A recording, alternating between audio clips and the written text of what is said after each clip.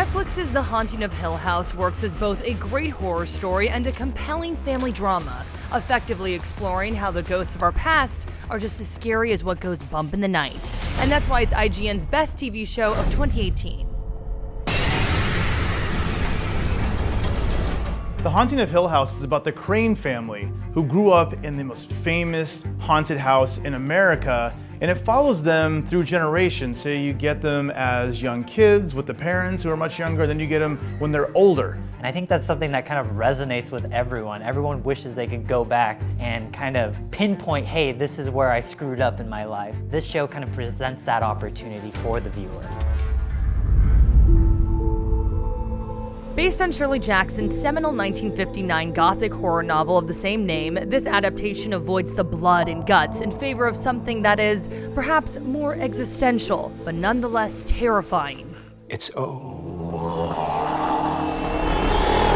It all starts with the kids who, after growing apart, are tragically brought back together when one of them dies. The strong performances from both the young and adult cast members are a big part of why these shifting timelines work.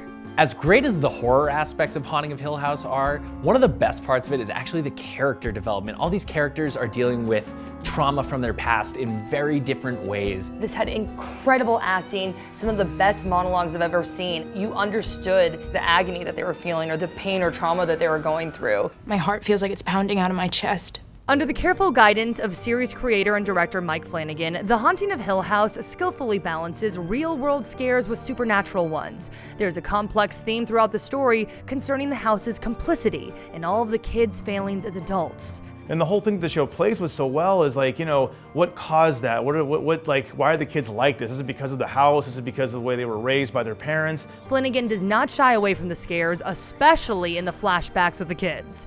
The slow camera pans through the dark, ominous hallways of the old mansion, create a terrifying mood. I consider myself to have a pretty thick skin when it comes to horror, but there are a few moments in this season, especially later on, that had me out of my seat. If you're thinking that Hill House sounds like a demented version of NBC's This Is Us, there are certainly similarities in both shows' examination of how a past trauma can inform a person's future. Honey? Carla Gugino plays Olivia Crane, a formidable matriarch in the eyes of her kids and husband, Hugh. Olivia struggles to find a sense of purpose in a big old house with nothing to occupy her mind. Gugino delivers some of her best work here, effectively embodying the characteristics of someone who may be slowly losing her mind. Just stop it! Stop it! Is there really something hiding in the shadows, or are her symptoms a result of a troubled marriage and the pressures of raising 5 kids? So The Haunting of Hill House plays with ambiguity better probably than any show in 2018. Just when you think you know what's going on in The Haunting of Hill House, Mike Flanagan just pulls the rug out from under you. It makes the show so engaging, you can't stop watching it, and that's probably why it's one of my favorite shows in many years, but definitely of 2018. If the horrors that dwell inside Hill House are real or simply figments of its inhabitants' imaginations, Flanagan is in no hurry to confirm it, and the show is all the better for it. I literally could not watch this at night. Like, I would try, and I would have to turn it off because I would be just way too afraid. So I had to watch it in the daytime.